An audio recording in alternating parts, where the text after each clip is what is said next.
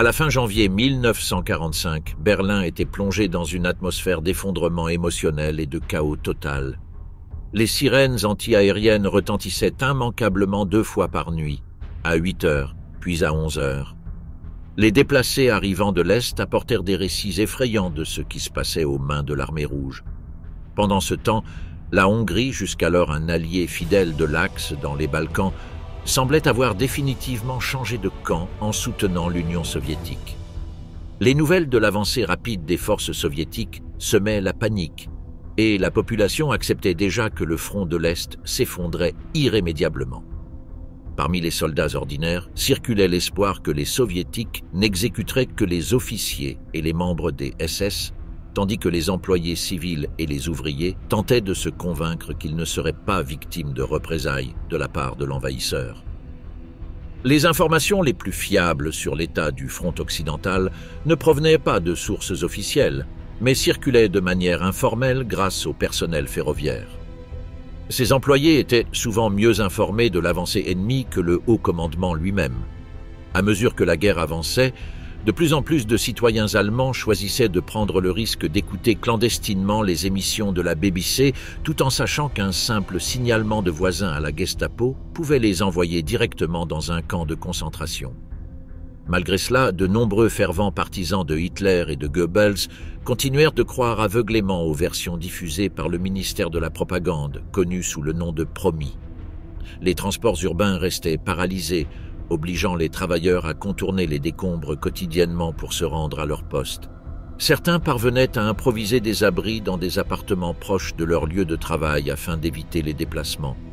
Le sac de couchage devenait aussi essentiel que le manteau, et les lits portables se multipliaient dans les maisons de ceux qui accueillaient des proches ou des connaissances fuyant l'Est ou ayant perdu leur domicile à la suite des bombardements dans la capitale.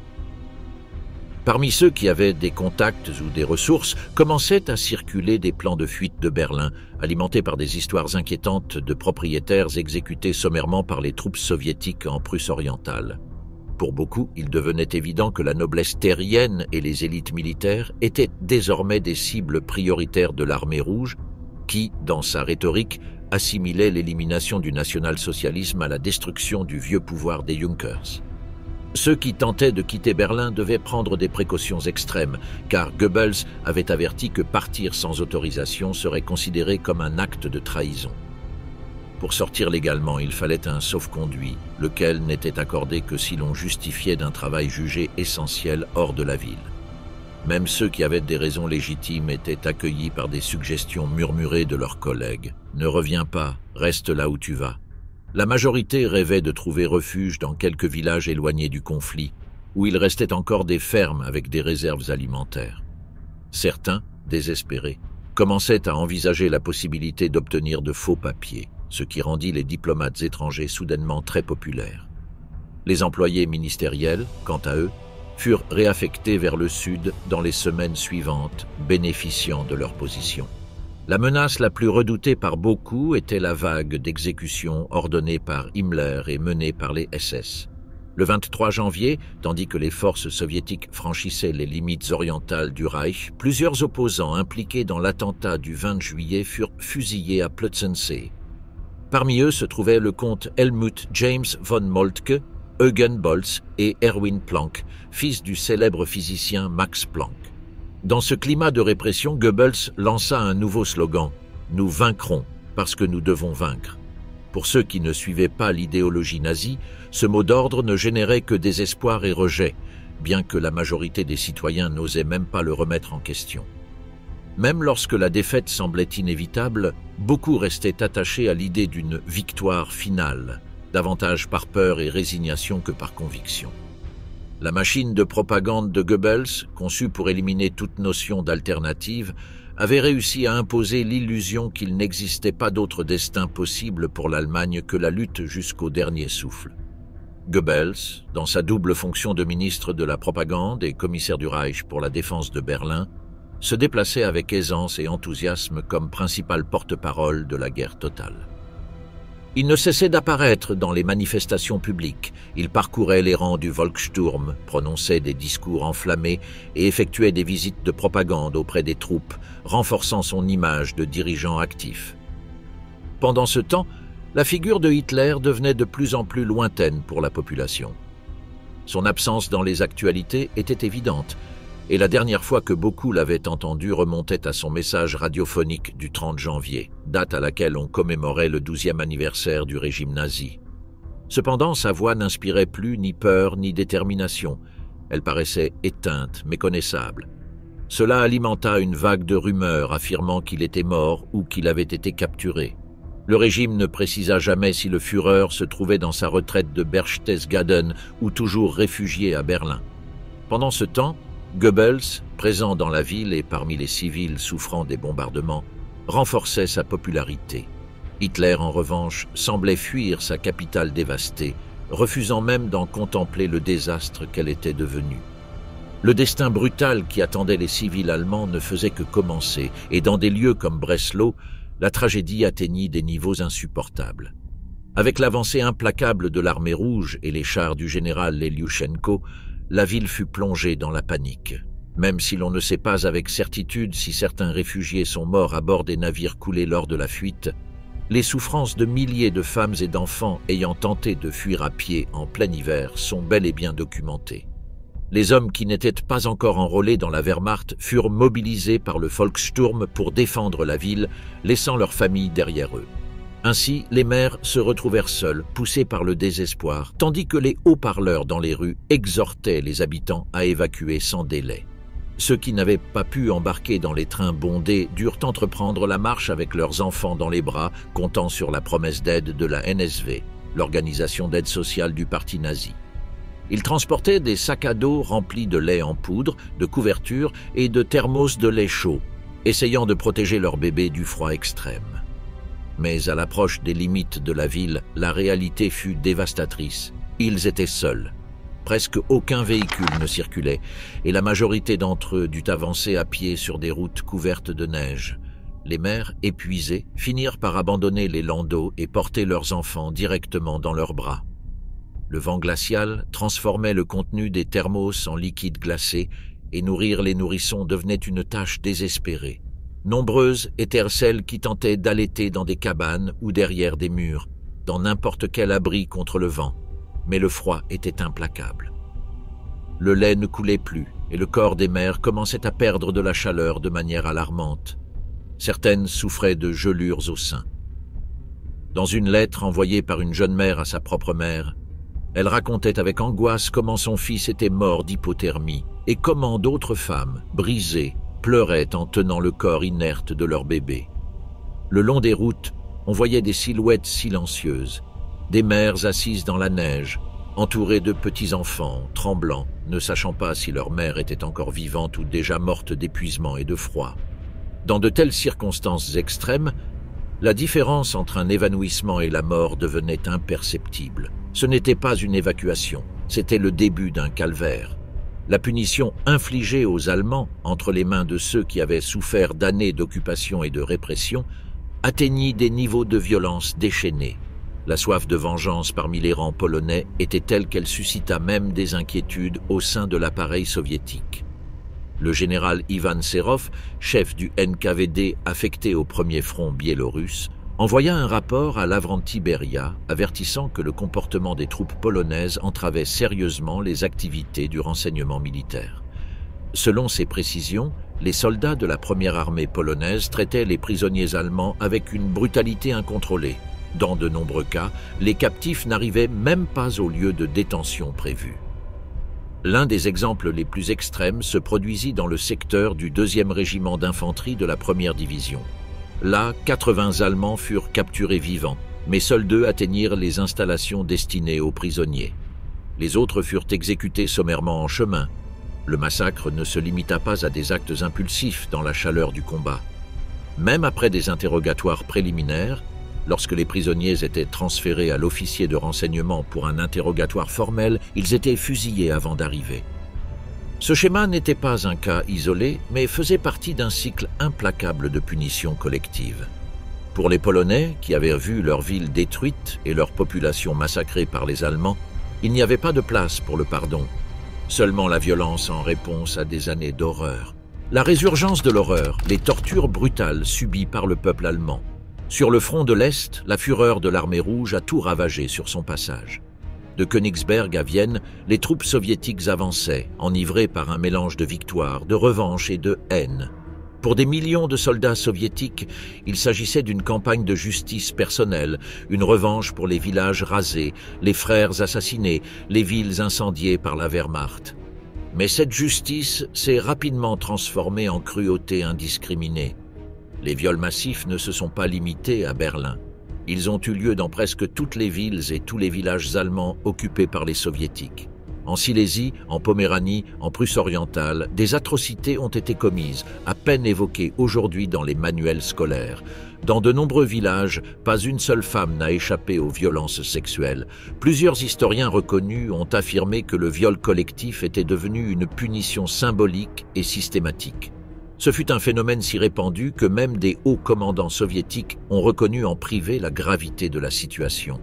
Pourtant, la direction politique à Moscou l'a permis. La conquête de Staline sur le Troisième Reich devait s'inscrire dans les corps de ses citoyens. Mais les femmes ne furent pas les seules à souffrir.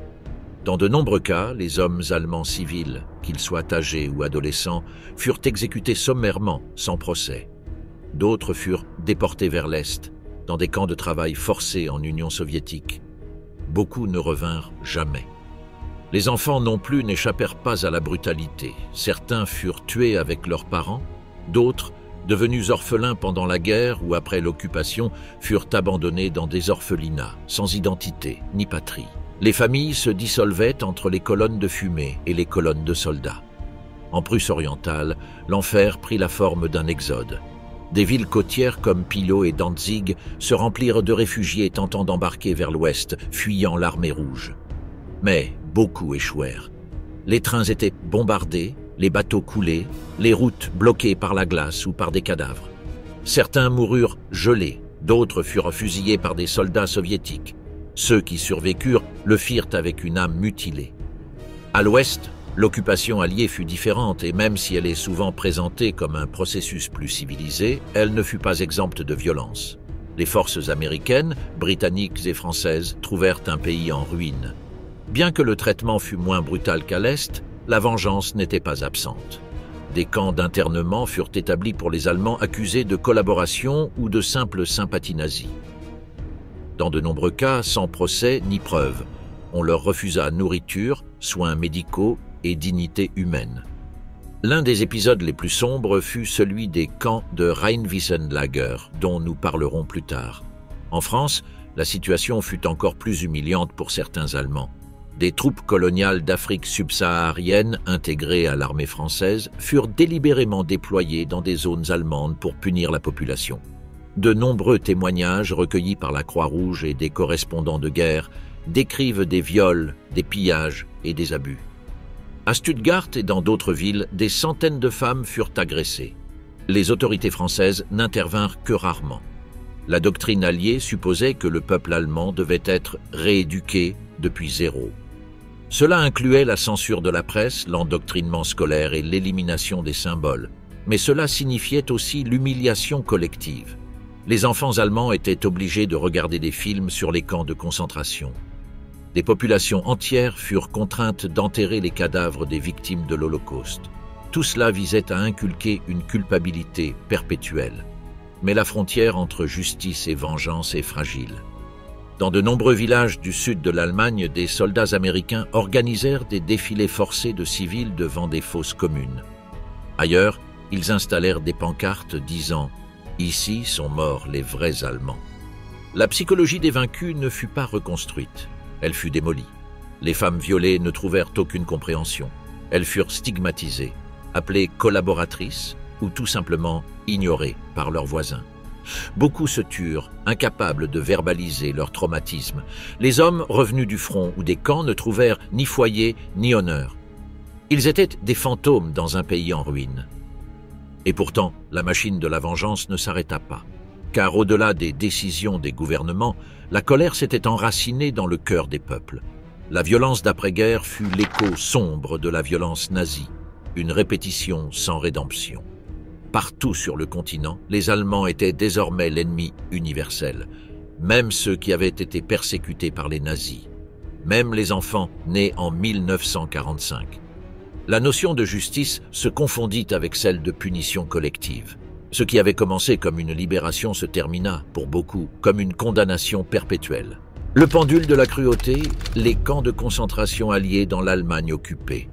Le long du Rhin, entre avril et septembre 1945, les alliés occidentaux, principalement sous commandement américain, ont établi un réseau de camps d'internement connu sous le nom de Rheinwissenlager ou camp des prairies du Rhin. Plus d'1 million de soldats allemands désarmés, pour la plupart de jeunes recrues, des personnes âgées mobilisées dans les dernières étapes du conflit et de simples auxiliaires furent regroupés dans ces enceintes improvisées. Le terme utilisé par les autorités alliées pour les classer fut délibérément ambigu. Forces armées ennemies désarmées, une catégorie qui les excluait de la protection accordée par la Convention de Genève aux prisonniers de guerre. Sans cette protection juridique, les prisonniers devenaient des non-personnes. C'étaient des combattants vaincus, traités comme des ordures humaines. Les camps n'étaient rien de plus que des étendues de terre ouvertes, entourées de barbelés. Il n'y avait ni baraquement, ni latrine, ni cuisine. Aucun abri contre la pluie ou le soleil. Dans certains, comme ceux de Remagen, Sinzig, Andernach ou Bingen, jusqu'à 200 000 hommes furent entassés dans des conditions inhumaines. Les rations alimentaires étaient rares. Parfois, un seul morceau de pain devait être partagé entre 4 ou 5 personnes. L'eau, lorsqu'elle était disponible, provenait de rivières contaminées. Les malades mouraient sans assistance médicale. Les corps étaient jetés dans des fosses communes creusées par les prisonniers eux-mêmes. Beaucoup tentaient de survivre en creusant des trous dans la terre pour se protéger du froid ou de la pluie. La diarrhée, le typhus et la malnutrition firent des ravages. La Croix-Rouge internationale n'eut pas accès à ces camps pendant des mois et les organisations humanitaires allemandes furent interdites. L'information fut censurée. Les caméras étaient interdites. Le monde devait croire que la guerre était terminée et que la justice prévalait. Le nombre exact de morts reste sujet à débat. Les sources officielles américaines ont reconnu plus de 3000 décès documentés. Mais des recherches ultérieures, comme celle du journaliste canadien James Back, estiment que 50 000 à 90 000 prisonniers auraient pu mourir dans ces camps en raison de conditions délibérément négligées. Back, dans son ouvrage controversé « Other Losses », accusa le général Dwight D. Eisenhower d'avoir conçu une politique systématique d'extermination lente par la faim et l'exposition. Bien que de nombreux historiens aient remis en question les chiffres exacts de Back, peu niaient l'ampleur de la souffrance. La correspondante américaine Marguerite Higgins, après avoir visité le camp d'Andernach, écrivit « J'ai vu de jeunes hommes aux yeux enfoncés, couverts de boue, trop faibles pour se lever. Ils rampaient, comme des animaux, sans espoir. L'un d'eux n'avait que 15 ans. Il avait perdu 20 kilos en 3 semaines. Dans le camp d'Andernach, une jeune Allemande nommée Erika, qui vivait près du périmètre, raconta que les femmes du village tentaient de jeter du pain par-dessus les clôtures, seulement pour voir les gardes américains l'écraser du pied ou le leur renvoyer avec des insultes. Selon son témoignage, ce n'étaient pas des nazis, ce n'étaient pas des criminels, c'étaient nos frères, nos pères, nos fils. Ils étaient traités comme des vermines. Les femmes allemandes qui tentaient d'aider les prisonniers étaient parfois arrêtées pour collaboration avec l'ennemi. Personne ne devait montrer de compassion envers les vaincus. La punition collective faisait partie du nouvel ordre moral. Dans certains cas, même les soldats afro-américains désignés comme gardes reçurent l'ordre de faire preuve d'une dureté particulière. Le symbolisme n'était pas un hasard. Il s'agissait d'inverser le récit racial du nazisme, même au prix de nouvelles humiliations. Lorsque les camps furent finalement démantelés à la fin de 1945, les survivants en sortirent comme des spectres. Beaucoup revinrent dans des villages déjà détruits ou vidés, auprès de familles mortes ou disparues. Certains ne parlèrent jamais de ce qu'ils avaient vécu. D'autres moururent dans les années qui suivirent, incapables de reconstruire une vie sur les fondations de la haine et de l'humiliation. Le silence fut le voile final. Dans l'histoire officielle de la Seconde Guerre mondiale, les Rheinwiesenlager occupent rarement une page. Le récit victorieux préfère se souvenir des crimes du nazisme, mais pas des punitions sans procès infligées aux vaincus. Les documents sur ces camps sont restés classifiés pendant des décennies. Ce n'est qu'avec les années qu'ils commencèrent à émerger, grâce à des historiens indépendants et des témoignages sauvés de l'oubli. Fuite et expulsion, l'exode forcé du peuple allemand. L'année 1945 ne marqua pas seulement la fin de la guerre.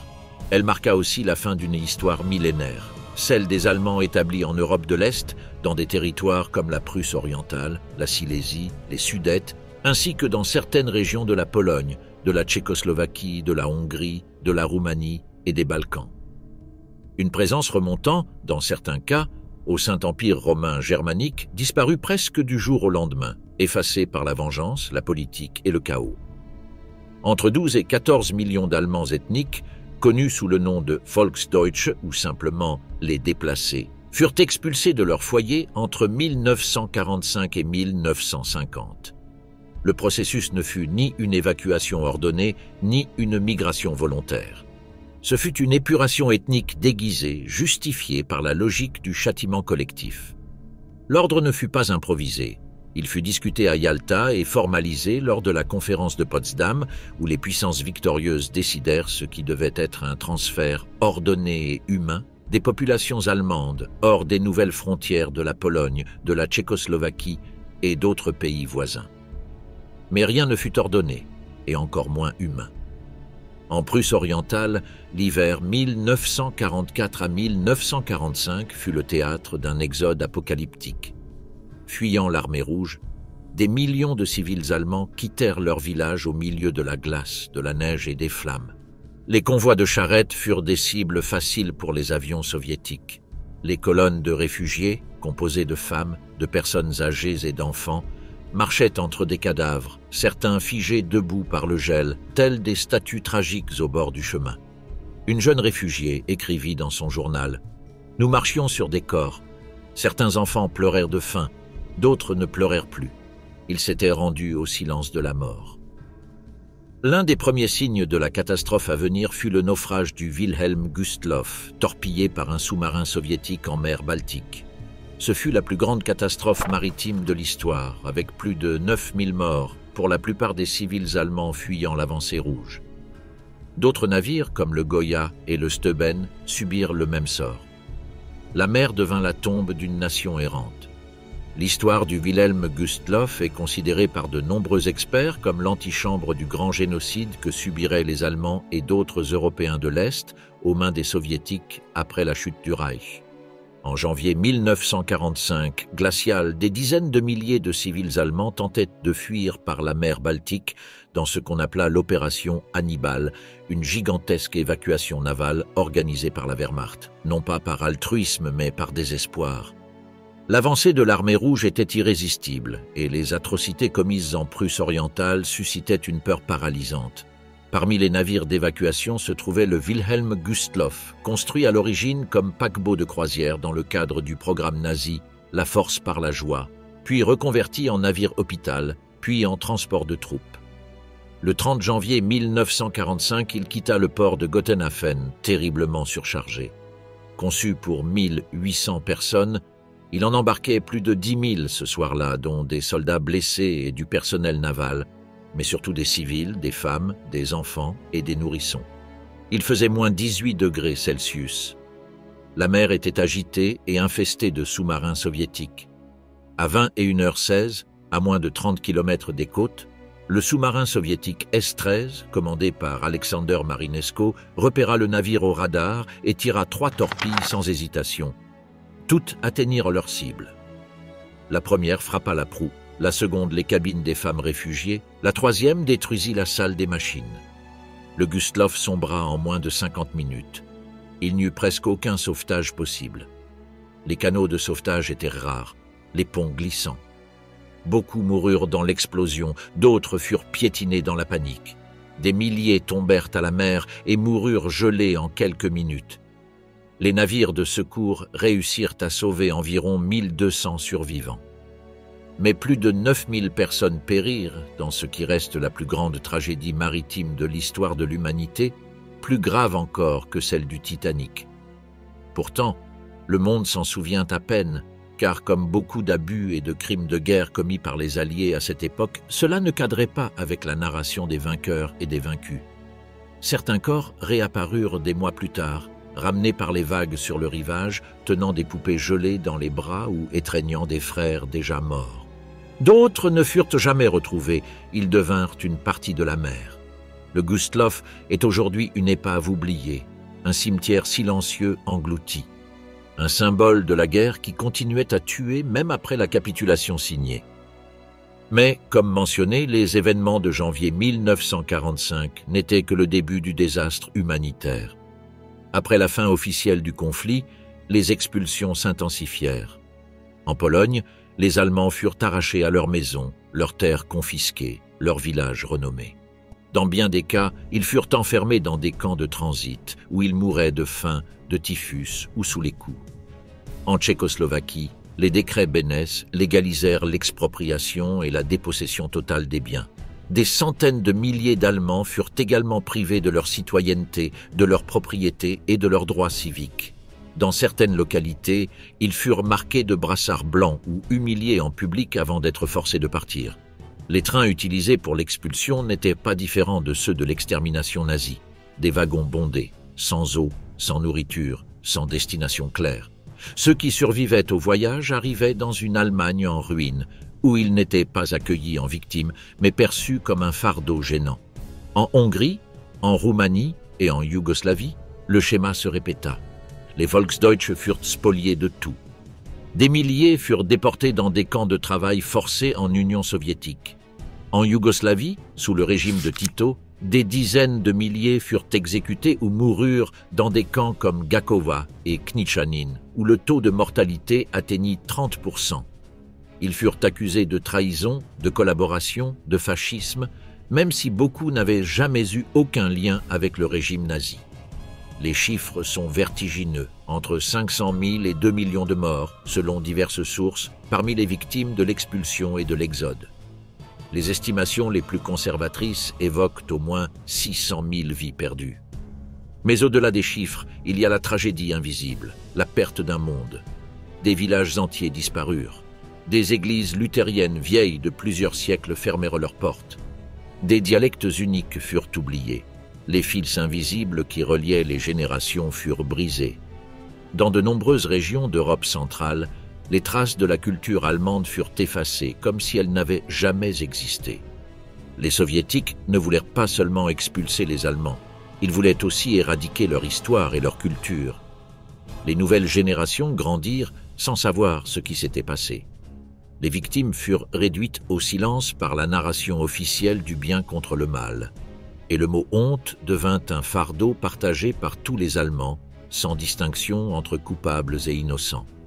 Dans l'Allemagne d'après-guerre, les déplacés furent appelés Heimatvertriebene, c'est-à-dire les bannis de la patrie. On les logea dans des ruines, des granges, des baraquements abandonnés. Certains furent rejetés par leurs propres compatriotes de l'Ouest, qui les voyaient comme des barbares de l'Est.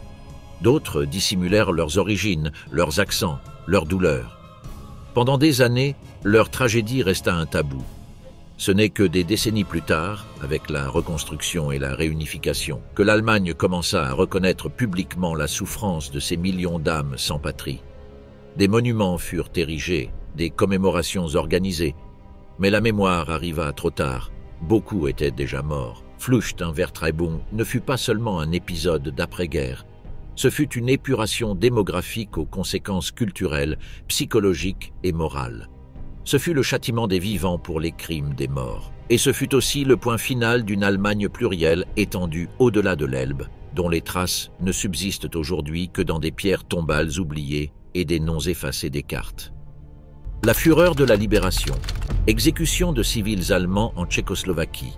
En mai 1945, alors que les cloches de Prague tintaient pour célébrer la fin de la guerre, un autre type de conflit se déclenchait dans les rues, les villages et les campagnes de l'intérieur de la Tchécoslovaquie. Une guerre sans front, sans uniforme, sans règles. Une vengeance libérée. Pendant 6 ans, les Allemands avaient occupé la Tchécoslovaquie avec une brutalité efficace. Maintenant, le pendule oscillait avec la même violence, mais dans l'autre sens. Il ne s'agissait plus de justice. Il s'agissait d'expulser, d'humilier, d'anéantir. Le mot d'ordre était clair. L'Allemand devait disparaître. Le retrait des troupes nazies laissait les Allemands ethniques de Tchécoslovaquie, appelés Sudètes allemands, à la merci d'une colère populaire. Ils étaient environ 3 millions de personnes, installées depuis des générations dans les Sudètes, désormais considérés comme des traîtres, des ennemis intérieurs, des vestiges d'un régime criminel. La presse tchèque les traitait de bêtes germaines. Les dirigeants politiques parlaient de nettoyage nécessaire. Et la population, elle-même abusée, blessée et humiliée pendant des années, devenait l'exécutrice de ses anciens bourreaux. L'un des épisodes les plus sombres eut lieu à Ústí nad Labem le 31 juillet 1945. Une mystérieuse explosion dans un dépôt de munitions servit de prétexte à un pogrom brutal contre la communauté allemande locale. Les autorités tchèques affirmèrent, sans aucune preuve, qu'il s'agissait d'un sabotage allemand. En représailles, des foules armées de bâtons, de couteaux et de fusils prirent d'assaut les rues et chassèrent les Allemands comme des bêtes. Plus de 80 personnes furent massacrées publiquement, certaines jetées vivantes dans l'Elbe. Un autre scénario d'horreur se déroula à Postolopti, une petite localité du nord du pays. En juin 1945, plus de 700 civils allemands, pour la plupart des hommes et des adolescents, furent arrêtés puis exécutés en périphérie du village par des milices tchèques, sans accusation ni procès équitable, uniquement en vertu d'une volonté populaire vindicative. Les corps furent ensevelis dans des fosses communes. Pendant des décennies, cet épisode fut officiellement nié, jusqu'à ce que des fouilles menées dans les années 2000 confirment les témoignages. À Brno, capitale de Moravie, se produisit l'une des marches de la mort les plus cruelles de la période.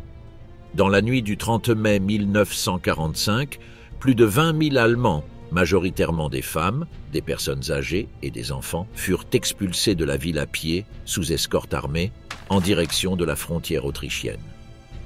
On ne leur permit d'emporter que le strict nécessaire.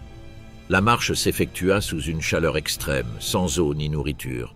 Entre 1500 et 5000 personnes moururent en chemin ou dans les camps de concentration improvisés érigés dans les jours suivants. Une infirmière tchèque témoin de la scène écrivit « J'ai vu une femme forcée d'abandonner son bébé au bord de la route. Elle ne pouvait plus le porter. Elle suppliait, elle pleurait. Personne ne l'a aidée. » Les massacres se répétèrent à travers tout le pays. À Žatec, Chomutov, Louny et Karlovy Vary, les milices populaires, souvent soutenues par les autorités locales ou des membres du Parti communiste, exécutèrent des centaines d'Allemands, sans distinction d'âge ou de sexe. Certains furent contraints de marcher sur des mines désamorcées. D'autres furent torturés publiquement ou violés en groupe. Les femmes étaient fréquemment déshabillées, rasées, marquées de croix gammées, violées, puis assassinées. Tout se déroulait en plein jour, parfois sous les applaudissements des voisins, parfois dans le silence terrifiant de ceux qui savaient qu'ils seraient les prochains. Le président Edvard Beneš, chef du gouvernement tchécoslovaque en exil pendant la guerre, ne se contenta pas de tolérer cette violence. Il la légitima. Par les décrets Beneš, signés entre 1945 et 1946, il autorisa l'expulsion des Allemands et justifia la confiscation totale de leurs biens ainsi que la perte automatique de leur citoyenneté. Toute sympathie, réelle ou supposée, envers le régime nazi suffisait à tout leur faire perdre. Les exécutions et les humiliations n'étaient ni accidents ni excès spontanés. Elles faisaient partie d'un processus systématique, porté par la narration d'une justice nationale. L'objectif n'était pas de punir les coupables, mais d'éliminer définitivement toute présence allemande sur le territoire tchécoslovaque. La presse nationale parlait de purification, de hygiène morale et de réparation historique. Mais ce qui se vivait dans les rues n'était rien d'autre qu'une légitime ethnocide. Au fil des années, les rares survivants qui avaient échappé à la mort se turent ou émigrèrent. Les tombes furent cachées, les crimes étouffés. L'histoire officielle de la Tchécoslovaquie s'écrivit sans ces pages. Ce ne fut que des décennies plus tard, avec l'ouverture des archives et les témoignages de témoins vieillissants, que commença à émerger l'autre visage de la libération. Pierre sur pierre, les bombardements sur Hambourg et l'anéantissement aérien de l'Allemagne. Au printemps 1945, la guerre était déjà perdue pour l'Allemagne. Le Troisième Reich s'effondrait de l'intérieur. L'armée rouge encerclait Berlin. Les troupes américaines et britanniques franchissaient le Rhin. Hitler se cachait dans son bunker. Et pourtant, du ciel, la destruction ne cessait pas. La Luftwaffe gisait en ruine. La défense aérienne allemande désarticulée. Mais les formations alliées continuèrent d'arriver nuit après nuit, jour après jour. Les bombardiers quadrimoteurs britanniques, Lancaster et Halifax, accompagnés des B-17 et B-24 américains, larguaient des milliers de tonnes de bombes sur des villes ouvertes, sur des quartiers ouvriers, des hôpitaux, des écoles, des églises, des gares et des abris anti-aériens. Il ne s'agissait pas d'une erreur, mais d'une stratégie insidieuse. Depuis 1942, les Alliés avaient adopté une doctrine connue sous le nom de bombardement moral, conçue par des figures comme Arthur Harris, commandant du Bomber Command britannique. La théorie était simple et brutale: semer la terreur parmi la population civile, briser le moral, détruire toute capacité de résistance, même spirituelle. En 1943, Hambourg avait déjà été victime de la célèbre opération Gomorrhe, une série d'attaques qui firent plus de 35 000 morts et réduisirent des quartiers entiers en poussière. Mais en 1945, alors que tout était perdu, les bombardements revinrent. Cette fois, sans besoin d'utiliser des cibles militaires ou stratégiques comme prétexte, il s'agissait d'une punition pure et dure. Le 8 avril 1945, une vague de plus de 500 bombardiers britanniques survola Hambourg, larguant plus de 3000 tonnes d'explosifs et de bombes incendiaires. L'objectif était d'accélérer l'effondrement.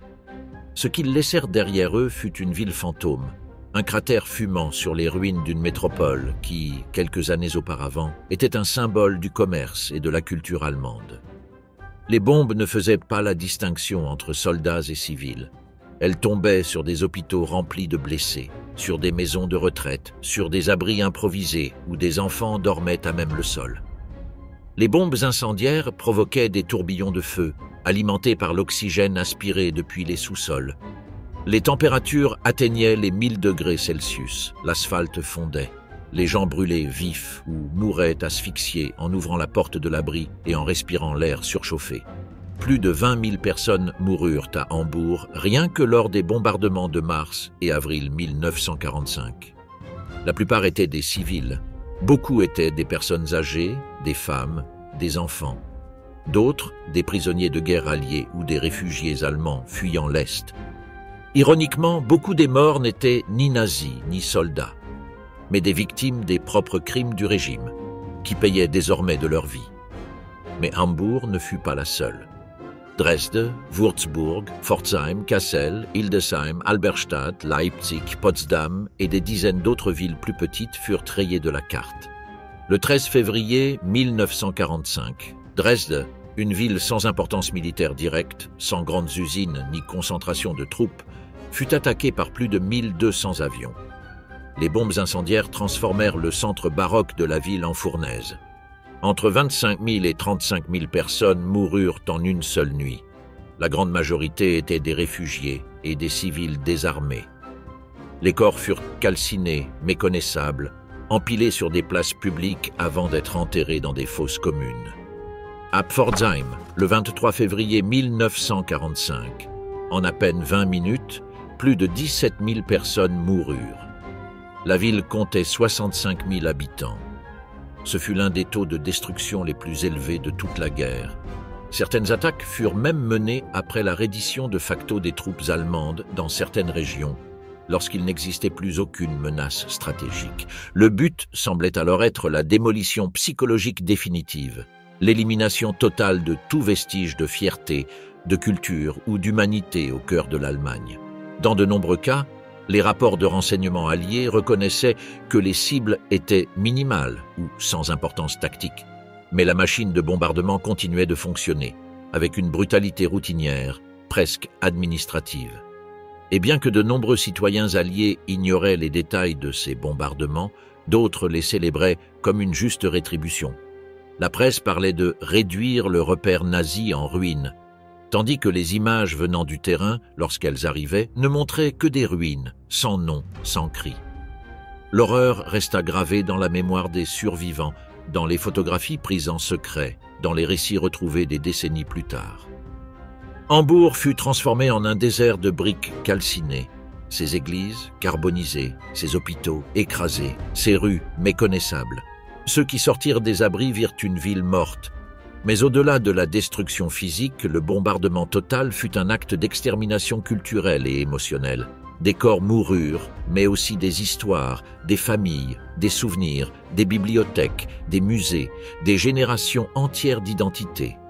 À la fin de la guerre, tous les crimes ne furent pas jugés. Certains restèrent enveloppés dans la fumée de la victoire. Mais les cendres de Hambourg, de Dresde, de tant de villes allemandes continuent de parler. Leurs morts ne crient pas, ils brûlent en silence. L'effondrement de Demin, l'histoire tragique de la ville qui a choisi de mourir.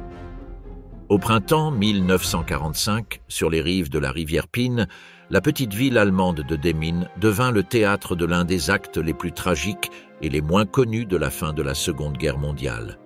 Tandis que les forces de l'armée rouge avançaient inexorablement depuis l'Est, ravageant tout sur leur passage, Demmin attendait son destin avec effroi. Les nouvelles se répandaient comme une traînée de poudre. Des récits de viols, de meurtres, de pillages et de mutilations arrivaient des villages voisins. Personne ne savait avec certitude ce qui était vrai et ce qui relevait de la rumeur. Mais la peur avait profondément pris racine. La ville était pratiquement sans défense. La Wehrmacht s'était retirée, faisant sauter les ponts qui traversèrent la Pine lors de sa retraite, dans une tentative de ralentir l'avance soviétique. Tout ce qu'elle laissa derrière, ce furent des civils terrorisés, des personnes âgées, des femmes, des enfants, et l'écho de ce qui allait venir. Le 30 avril 1945, l'armée rouge entra dans Demmin. Quelques heures plus tard, les premières maisons brûlaient. Des pillages massifs, des viols systématiques, des passages à tabac et des exécutions sommaires furent rapportés. Les soldats allaient de porte en porte, armés non seulement de fusils, mais aussi du pouvoir absolu de celui qui a vaincu et ne craint aucune représaille. Pour les habitants de Demmin, l'enfer n'était pas une symbolique religieuse. Il était devenu concret et réel, présent dans les rues, sur le seuil de leur maison. Face à l'horreur qui se déroulait sous leurs yeux et à ce qu'ils redoutaient encore de voir arriver, des centaines de familles prirent une décision désespérée. Mettre fin à tout. Ils le firent de toutes les manières possibles. La Pine devint un sinistre théâtre. Des mères, leurs enfants attachés à leur corps, se jetaient dans ces eaux. Certaines s'assuraient que les petits ne puissent pas flotter, leur nouant des pierres autour du cou. Sur les rives, des soldats soviétiques observaient. Parfois, ils riaient, parfois ils tiraient, mais en général, ils laissaient simplement faire. Les documents officiels enregistrèrent au moins 900 décès, mais les historiens estiment que le chiffre réel dépasse les 1200. Dans une ville de seulement 15 000 habitants, près d'un dixième de la population disparut en quelques jours. Les églises devinrent des morgues improvisées, les caves, des chambres à gaz domestiques. Le silence après les faits fut aussi assourdissant que le vacarme de l'horreur. Ce ne fut pas une chute massive spontanée. Elle fut induite par la peur et la certitude de la défaite, amplifiée par la conduite brutale de l'armée rouge et par la propagande préalable qui, durant des années, avait présenté l'ennemi comme une bête sans âme. La mort de masse à Demmin fut si dramatique, si inhumaine, que même certains officiers soviétiques, survivants de Stalingrad et habitués à la destruction et aux faits les plus inhumains, furent choqués. Mais aucun ordre ne fut donné pour l'arrêter. Aucune barrière ne fut construite sur la rivière et personne ne fut secouru. La vie allemande, du moins à ce moment-là, n'avait aucune valeur. Certains habitants survécurent par pur hasard, parce qu'ils tombèrent sur un soldat moins cruel, parce qu'ils s'étaient mieux cachés, parce qu'ils échouèrent dans leur tentative de se suicider. Beaucoup d'entre eux portèrent pendant des décennies la culpabilité d'avoir survécu. La ville, quant à elle, garda le silence. Parler de Demmin devint un tabou. Pendant la République démocratique allemande, le sujet fut délibérément ignoré. Il ne s'inscrivait pas dans le récit héroïque de l'armée rouge en tant que libératrice. Il n'y avait pas de place pour la compassion envers les Allemands, et en Occident, le récit se dilua parmi tant d'autres tragédies. Mais les témoignages perdurent, et les pierres tombales du cimetière de Demmin, nombreuses sans nom, sans date, sans croix, continuent de rappeler ceux qui ne voulèrent pas voir l'aube d'une nouvelle Allemagne. Ceux qui, après des années de guerre, décidèrent de mourir sur les rives de leur propre pays plutôt que de vivre sous la botte de la victoire. La mémoire de l'ennemi, la destruction de l'identité et de la culture allemande après la guerre. Malgré la fin de la guerre, le combat se poursuivit sur un autre plan, celui du symbole, où se livra la bataille culturelle. Il ne s'agissait plus de conquérir des villes, mais d'effacer ce que ces villes représentaient. Il ne s'agissait plus de détruire des armées, mais des mémoires, des racines, une culture. L'identité allemande fut condamnée au soupçon et à la punition, non seulement pour les crimes du national-socialisme, mais pour le simple fait d'exister. L'allemand, dans de nombreuses régions occupées par les vainqueurs, fut criminalisé dans son essence. Et ainsi commença le nettoyage culturel, l'épuration des livres, des symboles, des films ou de tout artefact lié à l'identité germanique. Là où flottaient autrefois les drapeaux impériaux ou les étendards régionaux, furent tissés des drapeaux étrangers. Les villes changèrent de nom. Königsberg devint Kaliningrad, Stettin devint Szczecin, Breslau devint Wrocław. La langue allemande fut interdite dans la sphère publique. Les panneaux, les livres, les documents et même les pierres tombales furent remplacés ou détruits. Les autodafés ne furent pas l'apanage des nazis. En Tchécoslovaquie, en Pologne, en Yougoslavie et dans d'autres territoires, des bibliothèques entières furent incendiées, les écoles allemandes fermées et les archives culturelles pillées ou disparues. La littérature, la musique, l'art germanique furent considérés comme des résidus toxiques du passé. Un rapport du gouvernement tchèque de 1946 détaille la destruction de plus de 2 millions de livres en allemand en Bohême et en Moravie, jugés comme instruments de propagande germanique. Beaucoup n'étaient pas des œuvres politiques, mais de la littérature classique, des traités philosophiques, de l'histoire locale, de la poésie.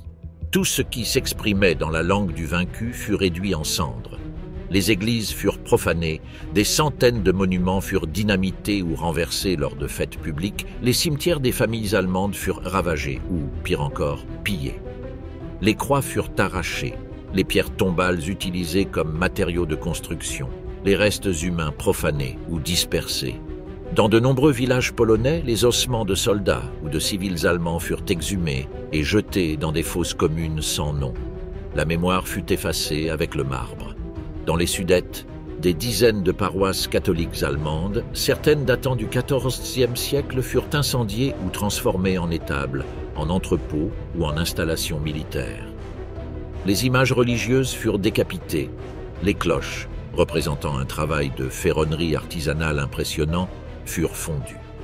Les orgues des églises, considérées comme de magnifiques œuvres de bois et de métal réalisées par les plus fins luthiers, furent réduites au silence et, dans certains cas, détruites. Dans des villes comme Wrocław ou Gdańsk, les monuments germaniques furent systématiquement éliminés, non pas pour des raisons tactiques, mais idéologiques. L'objectif n'était pas de construire une nouvelle nation, mais d'effacer la trace de l'ancienne. Et dans la zone contrôlée par l'Union soviétique, le processus fut encore plus radical. Kaliningrad, l'ancienne Königsberg, berceau de philosophes comme Emmanuel Kant, fut repeuplée par des Russes et des Ukrainiens. La langue allemande disparut en quelques semaines. Le château des ducs prussiens fut dynamité en 1968, non pour des raisons structurelles, mais parce qu'il était considéré comme un symbole impérialiste. Ce qui avait été un centre de savoir, d'histoire et d'architecture fut réduit en poussière. En RDA, le contrôle idéologique communiste appliqua également un filtre culturel. Une seule façon d'être allemand était permise, celle du nouvel homme socialiste. Le passé bourgeois, aristocratique ou régional fut réduit au silence. Les traditions populaires, comme les chants folkloriques, les légendes locales, les danses et les costumes régionaux ou orthodoxes furent considérés comme nationalistes ou dangereusement nostalgiques et laissés à l'abandon. Cette violence symbolique avait un but: rééduquer par la force, dénationaliser le peuple vaincu. S'il n'était pas possible de tuer l'Allemand physiquement, on le tuait spirituellement. L'objectif n'était pas seulement de le vaincre, mais de lui faire oublier ce qu'il avait été. Un survivant de Breslau raconta: « Nous sommes revenus des années plus tard et nous n'avons rien reconnu. Les rues étaient là, mais avec d'autres noms. Les maisons existaient, mais ce n'étaient pas les nôtres. Les tombes de mes grands-parents avaient disparu. C'était comme si nous n'avions jamais existé. » Dans de nombreux cas, Le nouvel occupant construisit sur les ruines de l'ancien. Des écoles furent érigées sur les terrains d'églises détruites, des places furent créées là où il y avait des cimetières, et des statues soviétiques surgissaient là où se dressaient auparavant des monuments médiévaux. L'ancien devait être effacé pour laisser place à un nouveau récit. Ce type de violence, invisible et lent, est l'un des plus dévastateurs, car il ne laisse pas de cicatrices physiques, mais seulement de l'absence et du déracinement. Les enfants nés en exil grandirent sans savoir où se trouvaient les maisons de leurs grands-parents. Les dialectes régionaux disparurent, les noms de famille furent déformés, les coutumes ridiculisées ou interdites. L'allemand, pour beaucoup, devint quelque chose à cacher pour survivre. Mais après tant d'horreurs, une fois les nazis jugés et bannis de la vie politique européenne, les Allemands commencèrent peu à peu à se reconstruire, d'abord par leur identité, puis à travers leur ville. Et s'il y eut un groupe responsable d'avoir sauvé l'esprit allemand de l'oubli et de l'exil intérieur, ce fut celui des Trümmerfrauen, les femmes des ruines. Les mères de la nouvelle Allemagne, Trümmerfrauen, les femmes des décombres qui ont reconstruit une nation. Lorsque la poussière de la guerre retomba sur l'Allemagne, la nation était en ruine. Non seulement au sens littéral, ces villes n'étaient plus que des squelettes calcinés de ce qu'elles avaient été, mais aussi son esprit, son identité. Son âme collective était brisée. Berlin, Hambourg, Dresde, Munich, Francfort, des villes entières réduites en décombres, avec des rues méconnaissables, sans services de base, sans transport, sans nourriture. L'Allemagne n'avait pas seulement perdu la guerre, elle avait perdu son identité et son histoire. Et dans ce paysage de dévastation, la figure qui émergea pour reconstruire l'irréparable ne fut ni le soldat, ni le politicien, ni l'ingénieur. Ce fut la femme ordinaire. Ce fut la Trümmerfrau, littéralement femme des décombres. Et c'est exactement ce qu'elles furent. Des dizaines de milliers de femmes allemandes, âgées de 15 à 60 ans, nombreuses étant veuves, célibataires ou avec leur mari disparu au front ou en captivité, prirent la tâche titanesque de relever l'Allemagne à main nue. L'État s'était effondré, tout le pays était occupé par diverses puissances, et l'administration alliée se concentrait sur le désarmement, la dénazification, le maintien de l'ordre. Mais personne ne reconstruisait les maisons, les écoles, les rues. Personne ne déblayait les cadavres sous les ruines, ni les briques brisées, ni les toits effondrés. Alors elles s'en chargèrent, sans machines, sans outils modernes, sans aide institutionnelle. Munies de pelles, de seaux, de brouettes et d'une volonté de fer, elles commencèrent à enlever pierre par pierre, poussière sur poussière, en séparant les décombres réutilisables de ceux qui ne l'étaient pas. Les briques intactes étaient nettoyées une à une pour être réutilisées. Chaque morceau de bois ou de métal était recyclé et ainsi, peu à peu, les ruines des villes déchues devinrent la matière première de la nouvelle nation. Parfois organisées en brigades communautaires, parfois sur simple initiative de voisinage, les Trümmerfrauen devinrent dans chaque coin d'Allemagne, qu'il soit occupé par l'Ouest ou l'Union soviétique, la colonne vertébrale d'une reconstruction non planifiée mais vitale. L'image était brutale, des femmes couvertes de poussière, vêtues de haillons, les cheveux noués, les mains en sang. Ce n'étaient pas des ouvrières professionnelles.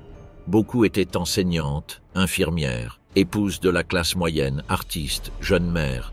Elles avaient vécu la guerre, survécu aux bombardements, aux viols, aux pertes, à la faim. Et pourtant, elles étaient là, à portée des pierres. L'une d'elles se souviendra des décennies plus tard. Il fallait nettoyer Berlin. Personne n'allait le faire pour nous. Nous n'avions plus rien à perdre. Nous avions déjà tout perdu. Le quotidien d'une Trümmerfrau était aussi dur que la guerre elle-même. Elle travaillait de l'aube au crépuscule, sans pause, sans salaire au début, juste pour une assiette de soupe ou un morceau de pain noir.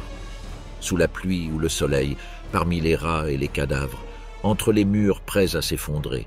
La tuberculose et d'autres maladies respiratoires étaient courantes. Les Alliés reconnurent partiellement leur travail. Dans certains cas, elles furent officiellement recrutées par les autorités militaires pour nettoyer les villes détruites. À Berlin, par exemple, plus de 60 000 femmes participèrent au déblaiement des ruines dans les premières années d'après-guerre. Dans des villes plus petites, ce nombre atteignit des proportions encore plus importantes en termes relatifs. Mais leur rôle fut minimisé dans le récit officiel pendant des décennies. En Allemagne de l'Ouest, on mit l'accent sur le miracle économique, sur le leadership politique, sur la reprise industrielle. La femme fut reléguée au rôle de mère et d'épouse. Rarement ont reconnu leur rôle de pionnière de la reconstruction physique du pays.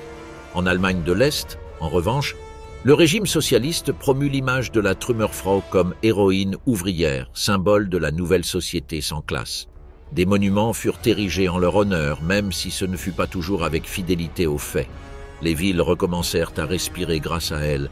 Les rues furent dégagées, les bâtiments reconstruits, les écoles rouvertes. La vie renaquit des gravats. La Trümmerfrau ne reconstruisit pas seulement des bâtiments. Son travail rendit sa dignité à un peuple humilié et brisé par lui-même et par d'autres.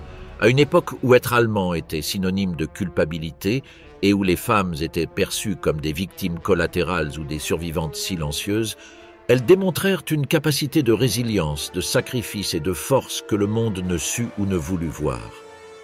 Elles ne se rebellèrent pas, ne protestèrent pas, ne prirent pas les armes, mais elles reconstruisirent une nation à main nue.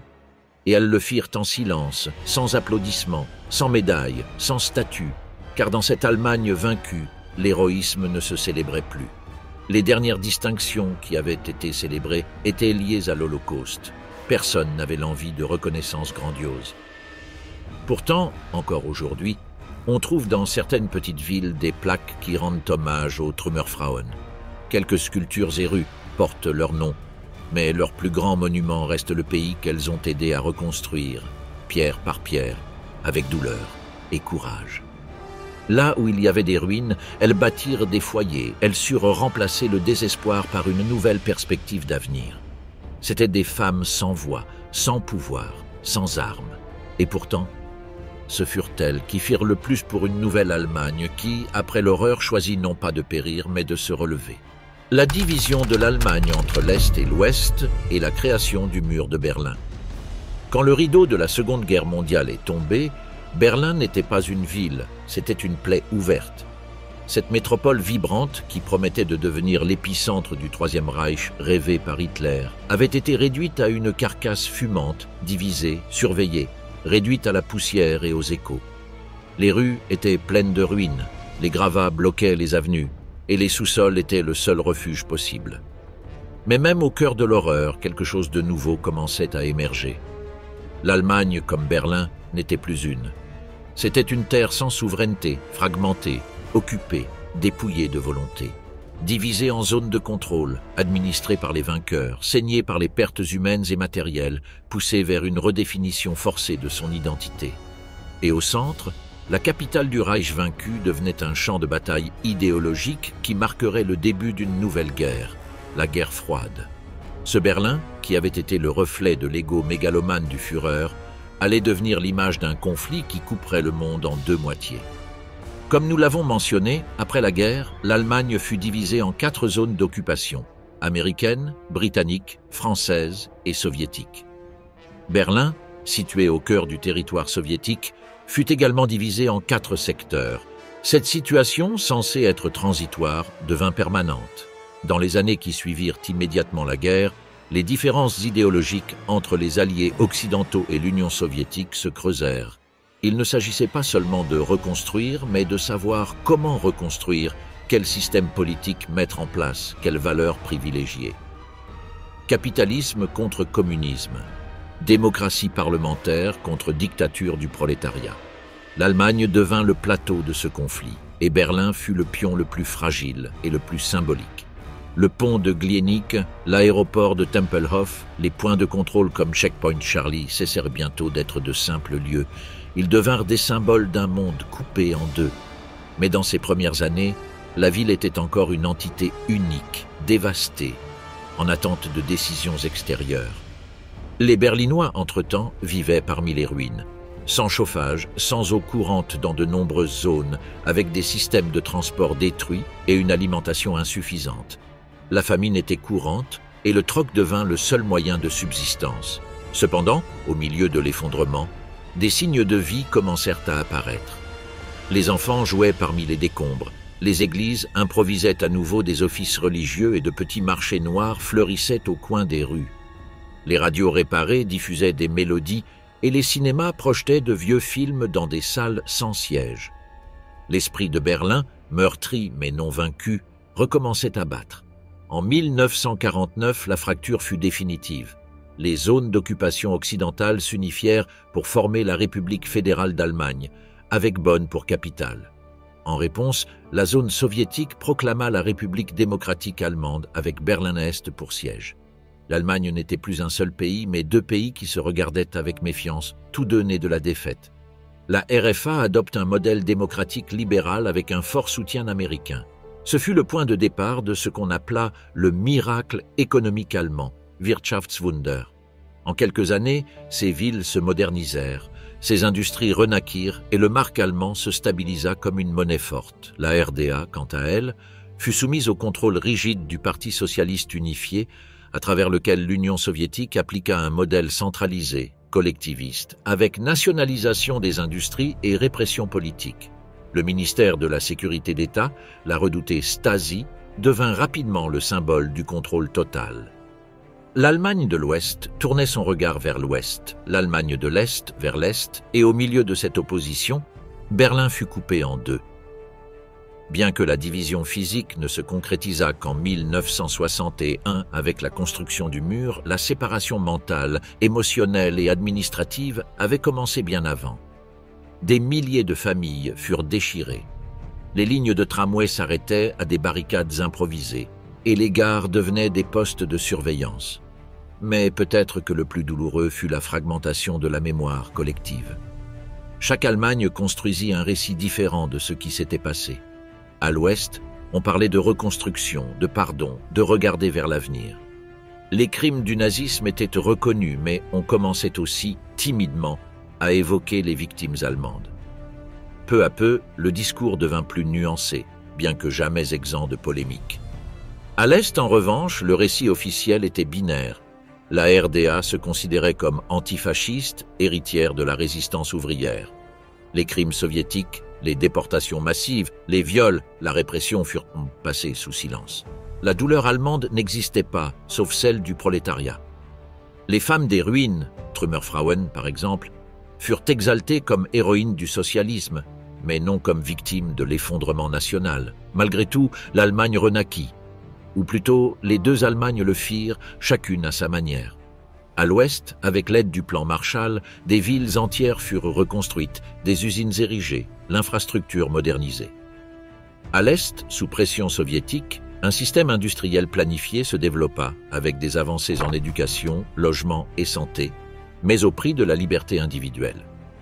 Berlin devint l'épicentre des tensions internationales. Là où auparavant on se battait pour la ville, on combattait désormais pour les idées. La ville divisée devint un symbole mondial, un lieu où la guerre froide avait un visage humain. Et pourtant, la plaie ne se referma jamais complètement. La souffrance de millions de civils allemands, les expulsions, les viols, les massacres furent ignorés pendant des décennies. En partie par honte, en partie par imposition extérieure, en partie par peur de réveiller des démons endormis. Ce ne fut qu'à la chute du mur en 1989 et à la réunification en 1990 qu'un véritable processus de mémoire commença. Lentement, l'Allemagne commença à regarder non seulement vers l'avenir, mais aussi vers son passé complet, avec toute sa complexité, toutes ses ombres et toutes ses victimes. Malgré tout, l'Allemagne se releva, laissant derrière elle ses péchés et les abus qu'elle avait subis. Mais l'histoire laissa des cicatrices qui palpitent encore aujourd'hui sous le béton. Dans les quartiers où jadis les femmes déblayaient les décombres, il y a aujourd'hui des cafés et des galeries. Sur les places où l'on effaçait des monuments, il y a aujourd'hui des plaques commémoratives. Et dans l'esprit de ces citoyens, l'idée d'identité reste un puzzle construit pierre après pierre depuis le traumatisme, car on peut encore visiter les camps de concentration où eut lieu le plus grand génocide de l'humanité. Mais nous reconnaissons aussi que des innocents ont payé pour des coupables, et que la mémoire doit englober toutes les victimes, et pas seulement celles que le pouvoir souhaite mettre en lumière.